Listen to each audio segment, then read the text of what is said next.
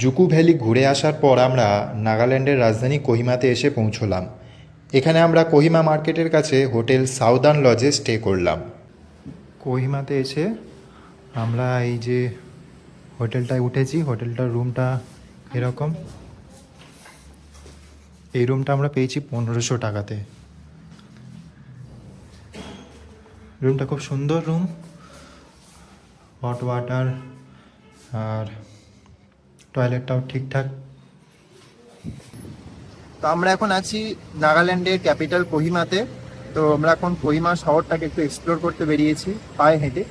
তো আমরা যে হোটেলে ছিলাম সেই হোটেল থেকে এবার আমরা ঘুরতে যাচ্ছি এখানকার যে বিখ্যাত ওয়ার মেমোরিয়াল আছে সেটা দেখার জন্য।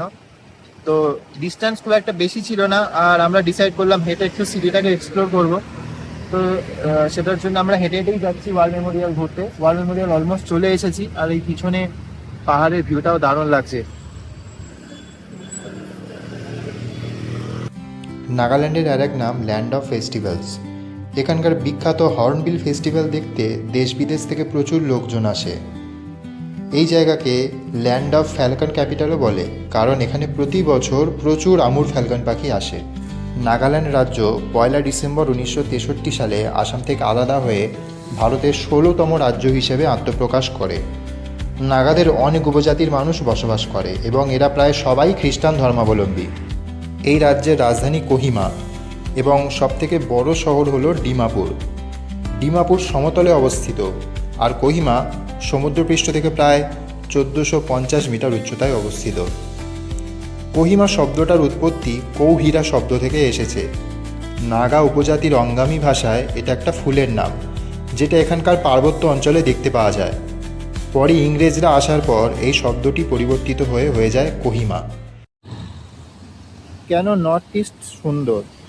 এখানে ফুটপাতটা হচ্ছে উপরে, গাড়ি যাচ্ছে নিচে, আর পুরো ফুটপাতে রেলিংয়ের ধার ধরে এরকম ফুল গাছ লাগানো রয়েছে সুন্দর করে।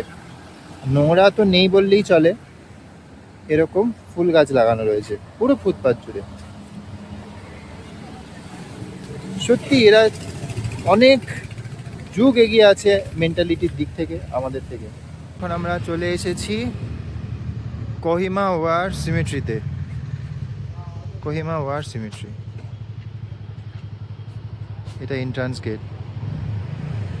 এই ওয়ার মেমোরিয়াল সোম থেকে শনি সকাল 7টা থেকে বিকেল 4টে অবধি খোলা, এবং রবিবার সকাল 8টা থেকে বিকেল 4টে।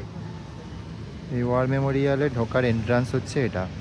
এই ওয়ার সিমেট্রিটা অ্যাকচুয়ালি তৈরি করা হয়েছিল যে উদ্দেশ্যে, ওয়ার্ল্ড ওয়ার 2 এর সময় যে ইন্ডিয়ান যে রেভলিউশনারি যে আর্মি ছিল তাদের সাথে জাপানিজ আর্মি একটা জোট বেঁধে ইংরেজদের বিরুদ্ধে যুদ্ধ করেছিল। এটা অ্যাকচুয়ালি একটা সেকেন্ড ওয়ার্ল্ড ওয়ারের পার্ট ছিল। এই যুদ্ধটা 1944-এ হয়েছিল এই যুদ্ধটা, যেখানে মানে প্রচুর ব্রিটিশ সেনাও মারা গেছিল, আবার প্রচুর জাপানিজ আর ভারতীয় সেনাও মারা গিয়েছিল। আলটিমেটলি জাপানিরা হেরে গিয়েছিল এই যুদ্ধে। তো এই যুদ্ধটা ভারতের স্বাধীনতা সংগ্রামে অত্যন্ত গুরুত্বপূর্ণ একটা যুদ্ধ। তো সেই যুদ্ধে যারা যারা মারা গিয়েছিল তাদের মানে সমাধি ক্ষেত্র এইখানে তৈরি করা হয়েছে এই কোহিমা ওয়ার মেমোরিয়ালে। তো সেটাই আমরা এখন দেখতে যাচ্ছি। এইখানে সমস্ত ব্রিটিশ সেনাদের সমাধি রয়েছে। কেউ 31 বছর, কেউ 35 বছর বয়সে, তো কেউ 30 বছর বয়সে, 25 বছর বয়সে সব মৃত্যুবরণ করেছিল যুদ্ধে।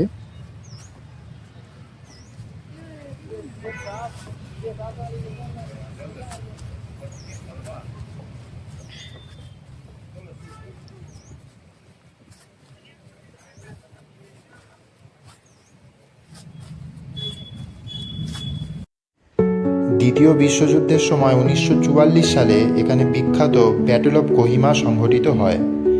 এই যুদ্ধকে স্ট্যালিনগ্রাড অফ দ্য ইস্টও বলা হয়, কারণ এখানেই মিত্রবাহিনী জাপানি সৈন্যদের আগ্রাসন রুখে দিয়েছিল।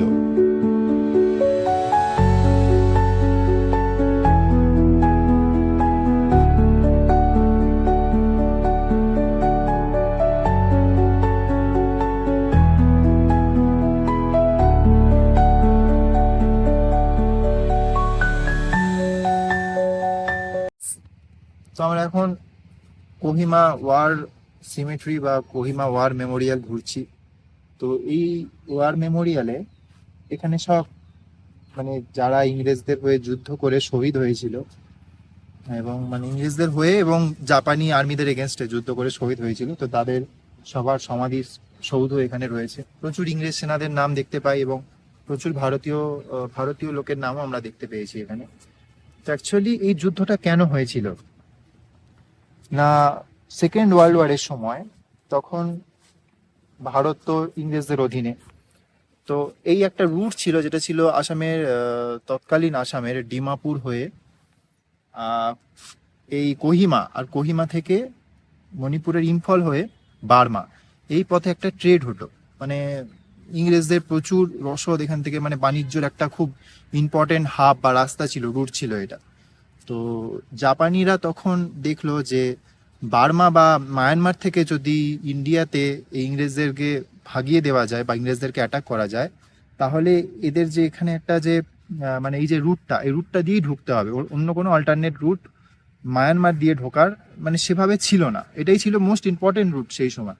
তো ওরা কি করলো, 1944 সালে ওরা এপ্রিল মাস নাগাদ মানে মণিপুরের ইম্ফল থেকে কোহিমা এই এরিয়াটা পুরো কবজা করে নিল। তো তখন ইংরেজরা কি করলো, এই জাপানি সেনাদের এগেনস্টে যুদ্ধ ঘোষণা করলো। এটা সেকেন্ড ওয়ার্ল্ড ওয়ারের একটা পার্ট বলা যায়, যেটাতে যদিও ভারতের স্বাধীনতা সংগ্রামের একটা গুরুত্ব রয়েছে। এই সময় জাপানিদের সাথে সঙ্গ দিয়ে লড়েছিল আজাদিন ফৌজের সেনারা।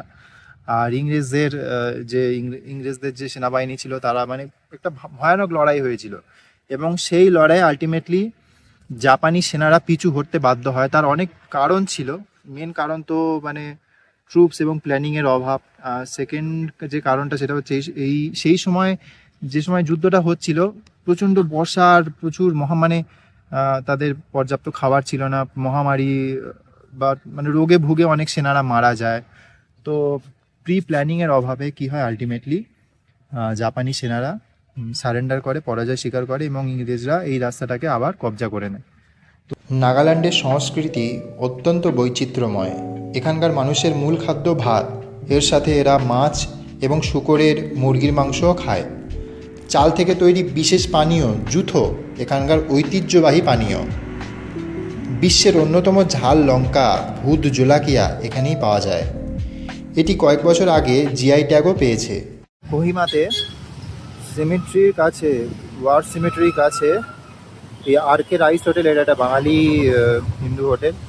এখানকার খাওয়া দাওয়া খুব ভালো, তো কেউ চাইলে এই হোটেলে আসতে পারে। কোহিমাতে আজকে আমাদের লাঞ্চ, ম্যাডাম রেডি খাবে বলে তো পেন ড্রাইভ নিয়ে রেডি। বাঙালি হোটেল, খুব সুন্দর রান্না, মাছের ঝোল ভাত খেলাম, রুই মাছের ঝোল ভাত, দারুণ লাগলো খেতে।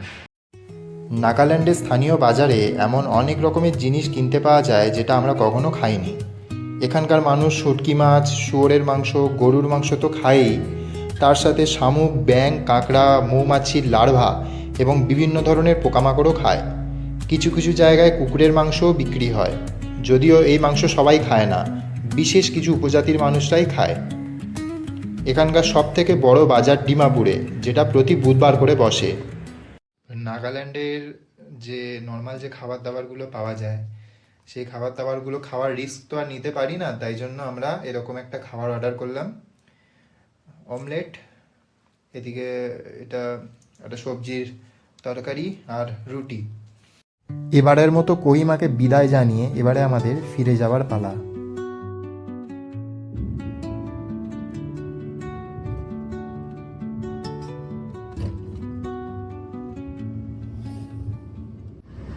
আমরা এবারে ফিরে চললাম কোহিমা থেকে ডিমাপুরের দিকে। এখন যাচ্ছি গাড়ি করে কোহিমা থেকে আইএসবিটি কোহিমাতে। ওখান থেকে আমরা ডিমাপুর যাওয়ার যে শেয়ার গাড়িগুলো পাওয়া যায় সেগুলো ধরবো।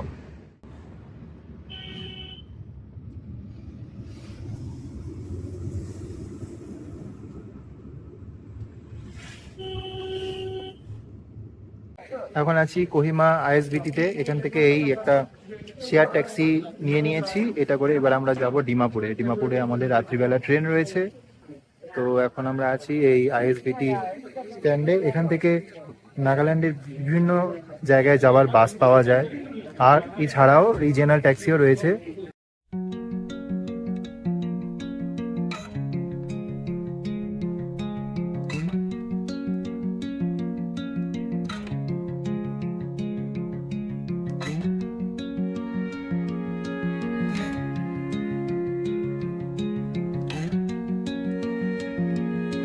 ট্যুর থেকে ফিরে আসাটা খুবই কষ্টকর একটা অধ্যায়।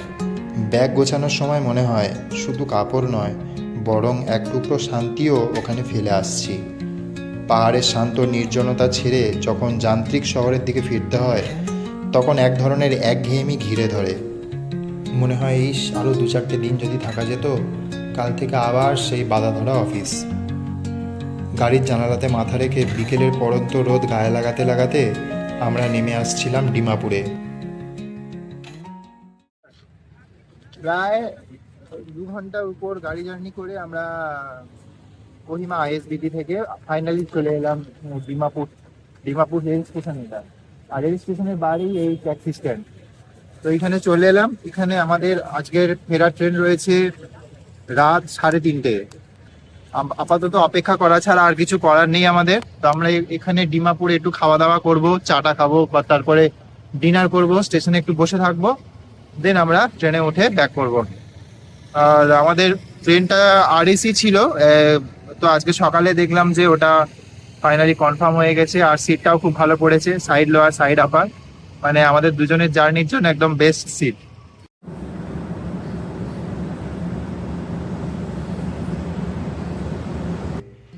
কিছু জায়গা হয়তো দেখা হয়নি, কিছু খাবার হয়তো খাওয়াও বাকি রয়ে গেছে।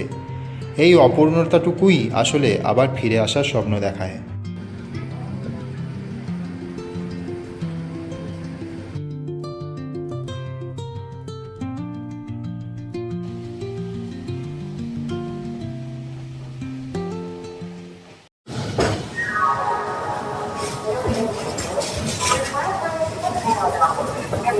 তো আমরা ফাইনালি হাওড়া চলে এলাম কামরূপ এক্সপ্রেসে করে।